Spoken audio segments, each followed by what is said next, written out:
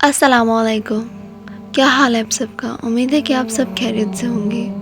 कहानी या नावल सुनने से पहले चैनल को लाइक और सब्सक्राइब करना मत भूलिएगा और बेल आइकन को ज़रूर दबाइएगा ताकि आने वाली मज़ीद इंटरेस्टिंग कहानियाँ सबसे पहले आप तक पहुँच सके। शुक्रिया। पीर कामिल उमैर अहमद किस्त नंबर 7। इस्लामाबाद से वापसी पर इसने ज़ैनब से नात पढ़ने वाले शख्स के बारे में पूछा। ज़ैनब, इस रात मैंने तुम्हें फ़ोन किया तो कोई नात पढ़ रहा था, वो कौन था?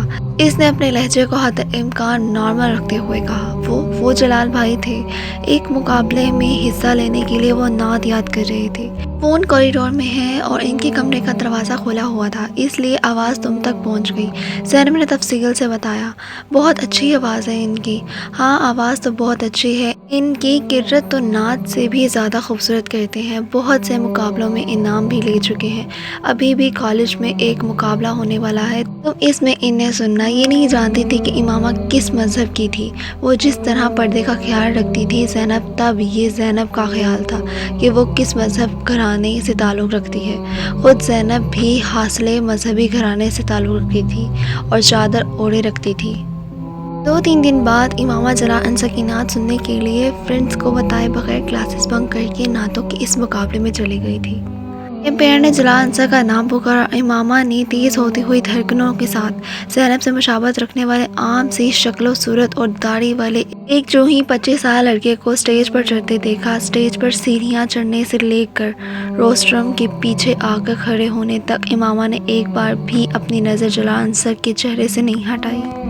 उसने इसे सीने पर हाथ बांधे और आंखें बंद करते देखा। कुछ नहीं मांगा शाहीनों से ये शीदा तेरा, इसकी दौलत है फ़कत नक्शे कफ पा तेरा। इमामा को अपने पूरे वजूद में एक लहर सी दौड़ती महसूस हुई।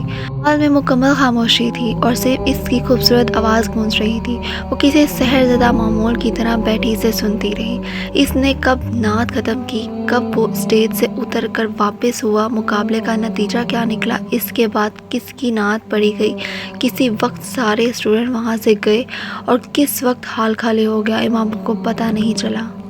बहुत देर बाद इसे यकदम होश आया था। इस वक्त अपने इर्द गिर्द देखने पर इसे एहसास हुआ कि वो हाल में अकेली बैठी थी। मैंने कल तुम्हारे भाई को नात पढ़ते सुना, इमामा ने अगले दिन ज़ैनब को बताया।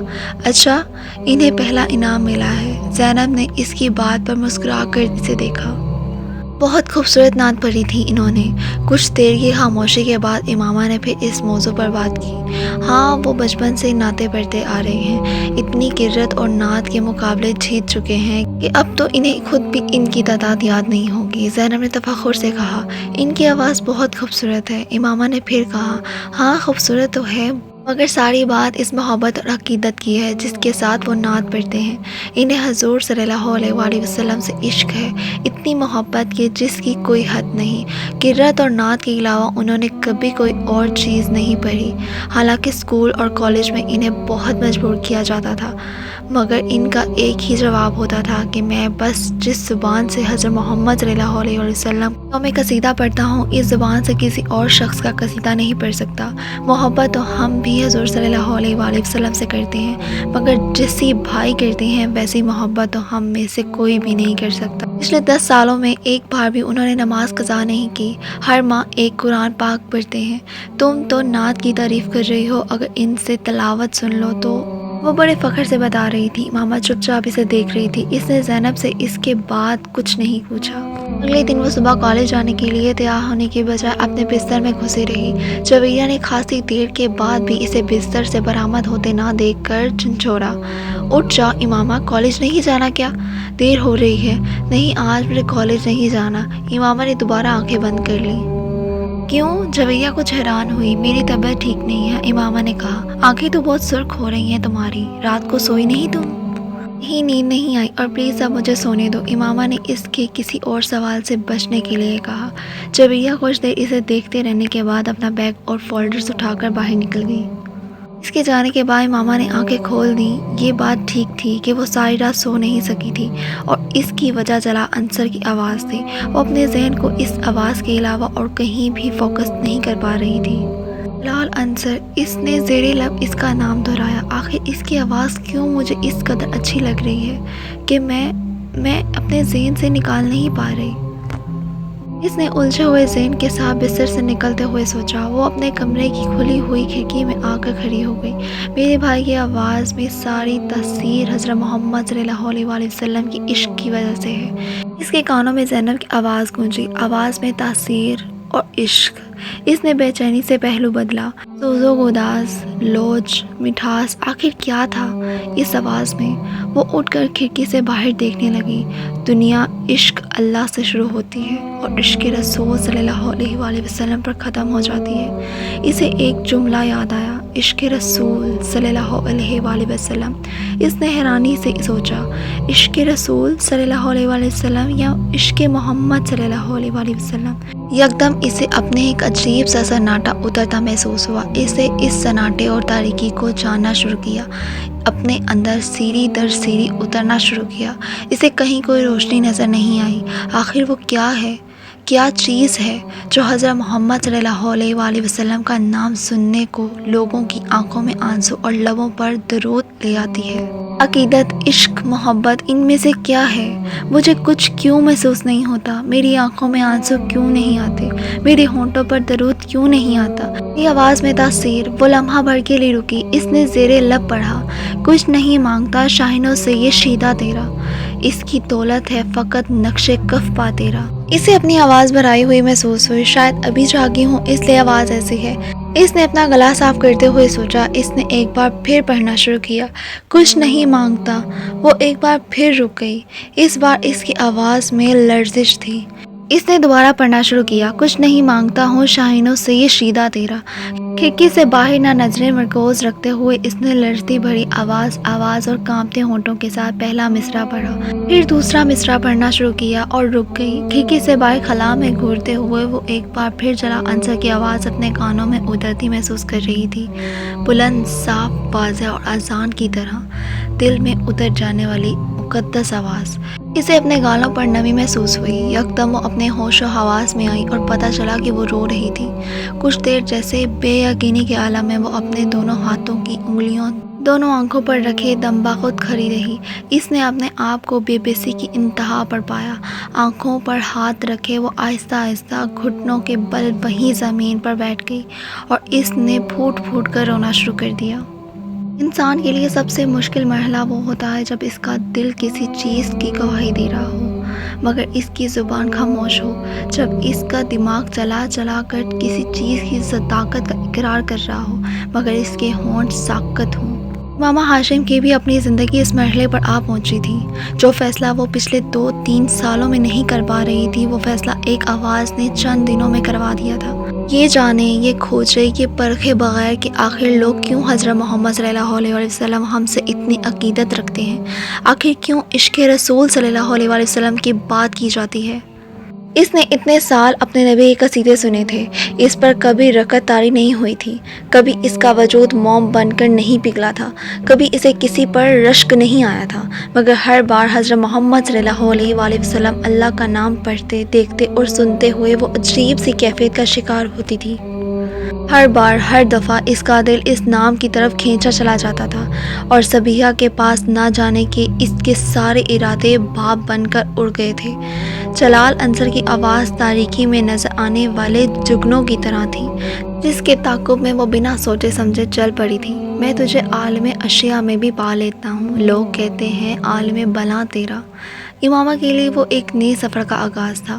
وہ پہلے کسی باقاعدگی سے صبیحہ کے پاس جانے لگی۔ ان اجتماعات میں شرکت نے اسے اگر ایک طرف فیصلے پر استقامت بخشی تو دوسری طرف اسے باقی مانس شہبت کو بھی دور کر دیا۔ مذہب تبدیل کرنے کا فیصلہ امامہ کے لیے کوئی چھوٹا یا معمولی فیصلہ نہیں تھا۔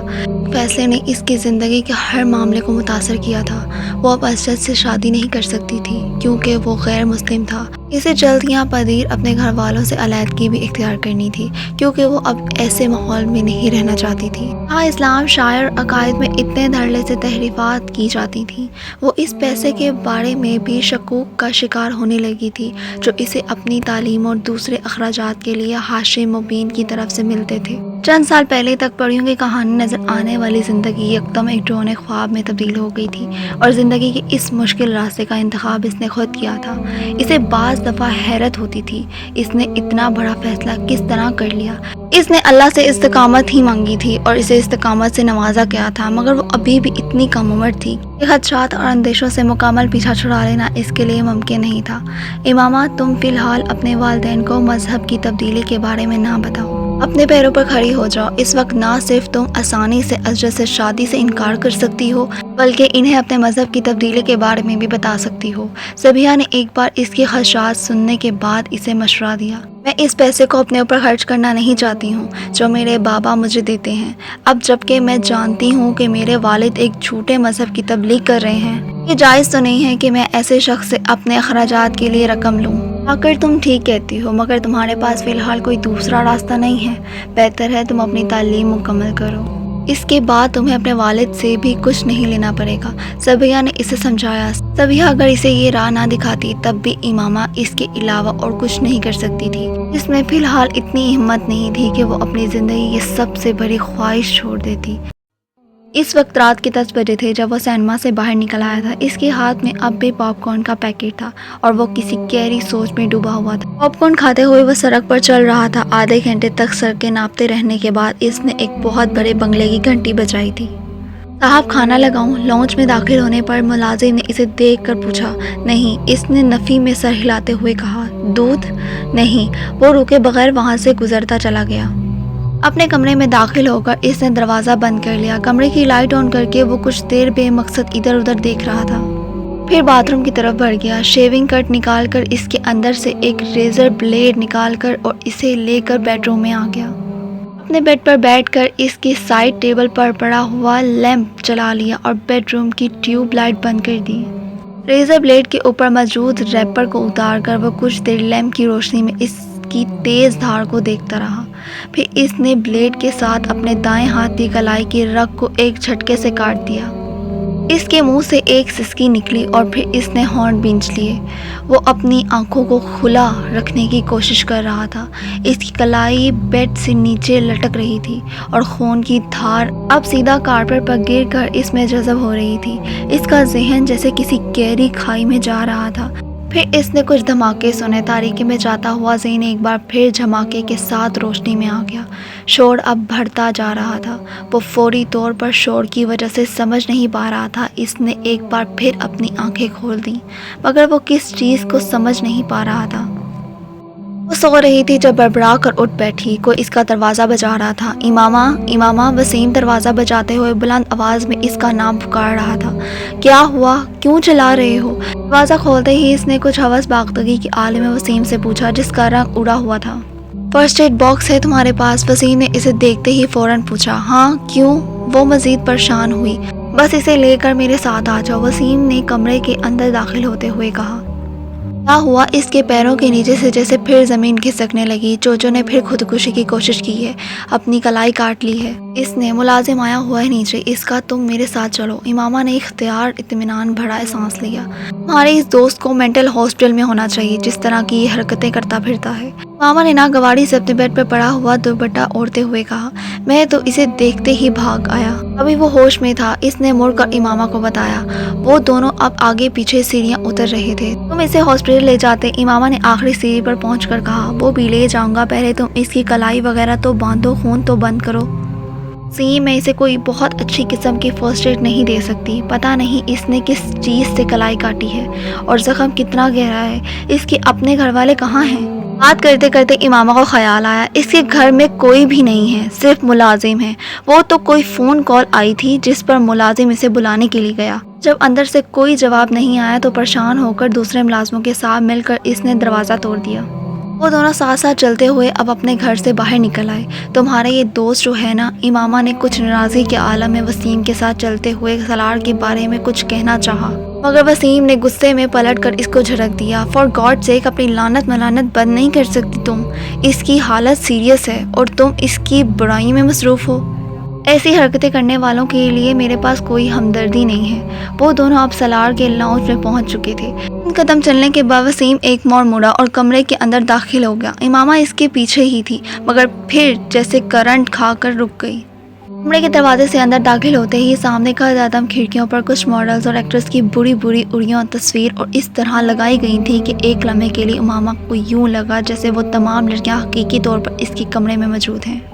اس کا چہرہ سرخ ہو گیا۔ ایک طرف بیڈ پر پڑے ہوئے زخمی کے بارے میں اس کے رائے کچھ اور خراب ہو گئی۔ وہ تصویریں اس کے کردار کی پستی کا ایک اور ثبوت تھیں، اور کمرے میں 3-4 لوگوں کی موجودگی میں اس کے لیے وہ تصویریں خاصی خفت اور شرمندگی کا باعث بن رہی تھیں۔ ان تصویروں سے نظر چڑھاتے ہوئے وہ تیز رفتاری سے ڈبل بیڈ کی طرف آ گئی جہاں سالار سکندر لیٹا ہوا تھا۔ وسیم اس کے پاس بیڈ پر بیٹھا فرسٹ ایڈ باکس کھول رہا تھا، جبکہ امامہ کا بڑا بھائی سالار کی اس کلائی کو بیڈ شیٹ کے ایک لٹکے ہوئے کونے کے ساتھ دبا کر خون روکنے کی کوشش کر رہا تھا، جبکہ خود سالار نشے میں ڈوبے ہوئے کسی انسان کی طرح اپنے ہاتھ چھڑانے کی کوشش کر رہا تھا۔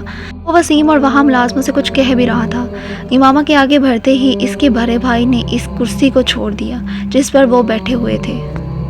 اس کے زخم کو دیکھو، میں نے چادر سے خون روکنے کی کوشش کی ہے مگر میں کامیاب نہیں ہوا، انہوں نے اس کی کلائی امامہ کو تھماتے ہوئے کہا۔ امامہ نے کرسی پر بیٹھتے ہی اس کی کلائی کے گرد لپٹا ہوا کونا ہٹایا۔ زخم بہت گہرا اور لمبا تھا۔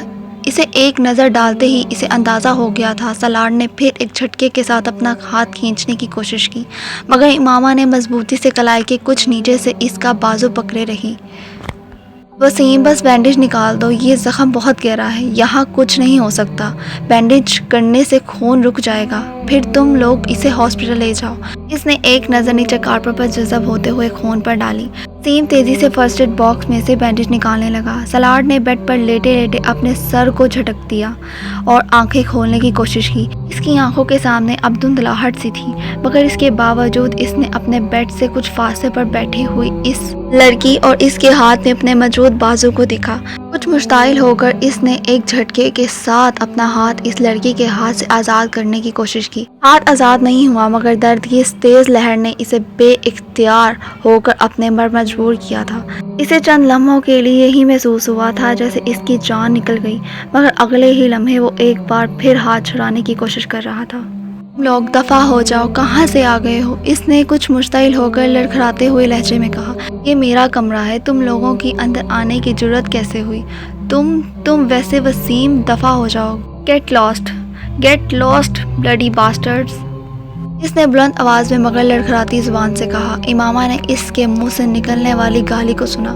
ایک لمحے کے لیے اس کے چہرے کا رنگ بدلا مگر وہ پھر اس کا ہاتھ مضبوطی سے پکڑے بیٹھی رہی۔ اس نے وسیم سے کاٹن لے کر کراتے ہوئے سالار کی کلائی کے زخم پر رکھ دی جو ہاتھ کو کھینچنے اور ہلانے سے باز نہیں آ رہا تھا، اور وسیم کے ہاتھ سے لے کر لپیٹنا شروع کر دیا۔ سالار نے دھندلائی ہوئی آنکھوں کے ساتھ اپنی کلائی کے گرد کسی چیز کی نرمی کو محسوس کیا۔ کچھ بے بسی اور جھنجھلاہٹ کے حالے میں سالار نے اپنے بائیں ہاتھ کے زور سے اپنے دائیں ہاتھ کو چھڑانے کی کوشش کی تھی۔ دھندلائی ہوئی آنکھوں کے ساتھ اس کا آگے بڑھنے والا بایاں ہاتھ لڑکی کے سر سے ٹکرایا تھا۔ اس کے سر سے نہ صرف دوپٹہ اترا تھا بلکہ اس کے بال بھی کھل گئے تھے۔ امامہ نے بڑبڑا کر اسے دیکھا جو ایک بار پھر اپنا بایاں ہاتھ آگے لا رہا تھا۔ امامہ نے اپنے بائیں ہاتھ سے اس کی کلائی کو پکڑے رکھا جبکہ دائیں ہاتھ میں پکڑی ہوئی بینڈیج چھوڑ کر اپنی پوری قوت سے اپنا دایاں ہاتھ اس کے دائیں گال پر مارا، پر اتنا سناٹے دار تھا کہ ایک لمحے کے لیے سالار کی آنکھوں کے سامنے چھائی ہوئی دھند چھٹ گئی۔ کھلے منہ اور آنکھوں کے ساتھ دم بخود اس نے اس لڑکی کو دیکھا تھا جو سرخ چہرے کے ساتھ بلند آواز میں اسے کہہ رہی تھی، اب اگر تم ہلے تو میں تمہارا دوسرا ہاتھ بھی کاٹ دوں گی، سنا تم نے؟ سالار نے اس لڑکی کے عقب میں وسیم کو کچھ کہتے سنا مگر وہ کچھ سمجھ نہیں پایا۔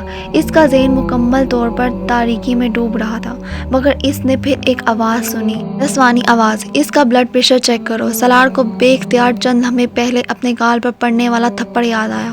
وہ چاہنے کے باوجود اپنی آنکھیں نہیں کھول سکا۔ وہی نسوانی آواز ایک بار پھر گونجتی تھی مگر اس بار وہ اس آواز کو کوئی مفہوم نہیں پہنا سکا۔ اس کا ذہن مکمل طور پر تاریکی میں ڈوب گیا۔ اگلی بار جب اسے ہوش آیا تو وہ ایک پرائیویٹ کلینک میں موجود تھا۔ آنکھیں کھول کر اس نے ایک بار پھر اپنے ارد گرد دیکھنے کی کوشش کی۔ کمرے میں اس وقت ایک نرس موجود تھی جو اس کے پاس کھڑی ڈرپ کو صحیح کرنے میں مصروف تھی۔ سالار نے اسے مسکراتے دیکھا۔ وہ اسے کچھ کہنا چاہ رہا تھا، مگر اس کا ذہن ایک بار پھر تاریکی میں ڈوب گیا۔ دوسری بار اسے کب ہوش آیا اسے اندازہ نہیں ہوا، مگر دوسری بار آنکھیں کھولنے پر اس نے کمرے میں کچھ شناسا چہرے دیکھے۔ اسے آنکھیں کھولتے دیکھ کر ممی اس کی طرف بڑھ آئی تھیں۔ کیسا محسوس کر رہے ہو تم؟ انہوں نے اس پر جھکتے ہوئے بے تابی سے کہا۔ جسٹ فائن، سالار نے دور کھڑے سکندر عثمان کو دیکھتے ہوئے دھیمے لہجے میں کہا۔ اس سے پہلے کہ اس کی ممی کچھ اور کہتی، کمرے میں موجود ایک ڈاکٹر آ گیا۔ وہ اس کی نبض چیک کرنے لگا۔ ڈاکٹر نے انجیکشن لگانے کے بعد ایک بار پھر ڈرپ لگائی۔ سالار نے کچھ بیزاری کے ساتھ یہ کارروائی دیکھی۔ ڈرپ لگانے کے بعد وہ سکندر عثمان اور اس کی بیوی سے باتیں کرنے لگا۔ سالار اس گفتگو کے دوران چھت کو گھورتا رہا، پھر کچھ دیر بعد ڈاکٹر کمرے سے نکل گیا۔ کمرے میں اب بالکل خاموشی تھی۔ سکندر عثمان اور اس کی بیگم اپنا سر پکڑے بیٹھے تھے۔ ان کی تمام کوششوں اور اختیار کے باوجود یہ سالار سکندر کی خودکشی کی چوتھی کوشش تھی، اور اس بار وہ واقعی مرتے مرتے بچا تھا۔ ڈاکٹرز کے مطابق اگر چند منٹوں کی تاخیر ہو جاتی تو وہ اسے نہیں بچا سکتے تھے۔ سکندر اور اس کی بیوی کو ملازم کی رات کے 2 بجے سالار کی خودکشی کی کوشش کے بارے میں بتایا تھا، اور وہ دونوں میاں بیوی پوری رات سو نہیں سکے تھے۔ سکندر عثمان نے صبح فلائٹ ملنے تک تقریباً 150 سگریٹ پھونک ڈالے تھے، مگر اس کے باوجود ان کی بے چینی اور اضطراب میں کمی نہیں ہو پا رہی تھی۔ میری سمجھ میں نہیں آتا یہ آخر اس طرح حرکتیں کیوں کرتا ہے؟ آخر اس پر ہماری نصیحتوں اور سمجھانے کا اثر کیوں نہیں ہوا؟ سکندر عثمان نے دوران سفر کہا۔ میرا تو دماغ پھٹنے لگا ہے جب میں اس کے بارے میں سوچتا ہوں۔ کیا نہیں کیا میں نے اس کے لیے؟ ہر سہولت، بہترین تعلیم، حتیٰ کہ بڑے بڑے سائیکالوجسٹ کو بھی دکھا چکا ہوں، مگر نتیجہ وہی ڈھاک کی 3 بات۔ میری تو یہ سمجھ نہیں آتا کہ مجھ سے کیا غلطی ہو گئی ہے جو مجھے یہ سزا مل رہی ہے۔ جاننے والوں کے درمیان مذاق بن کر رہ گیا ہوں میں اس کی وجہ سے۔ سکندر عثمان بہت پریشان تھے۔ ہر وقت میرا دم حلق میں اٹکا رہتا ہے کہ پتہ نہیں وہ کس وقت کیا کر گزرے۔ اتنی احتیاط برتنے کا نتیجہ یہ نکلا ہے کہ ایک بار ہم غافل ہوئے اور وہ پھر وہی حرکت کر گزرا ہے۔ ہبا نے اپنی آنکھوں میں امڑتے ہوئے آنسوؤں کو ٹشو کے ساتھ صاف کیا۔ وہ دونوں اسی طرح کی باتیں کرتے ہوئے کراچی سے اسلام آباد آئے تھے، مگر سالار کے سامنے آ کر دونوں کو چپ لگ گئی تھی۔ ان دونوں ہی کے سمجھ میں نہیں آ رہا تھا کہ وہ اس حالت میں اس سے کیا کہیں۔ سالار کو ان کی دلی اور ذہنی کیفیت کا اچھی طرح اندازہ تھا، اور ان دونوں کی خاموشی کو وہ غنیمت جان رہا تھا۔ انہوں نے اس دن اس سے کچھ نہیں کہا تھا۔ اگلے دن بھی وہ دونوں خاموش ہی رہے تھے، مگر تیسرے دن ان دونوں نے اپنی خاموشی توڑ دی تھی۔ اس دیکھنے یا سننے کے لیے ویڈیو کو لائک کریں، چینل کو سبسکرائب کریں اور ڈھیر سارے کمنٹس کریں، اپنے تمام دوستوں کے ساتھ شیئر کریں۔ ویڈیو کیسی لگی ہوئی کمنٹ کر کے بتائیے گا۔ اسی کے ساتھ مجھے اجازت، ملتے ہیں اگلی قسط کے ساتھ۔ اللہ حافظ۔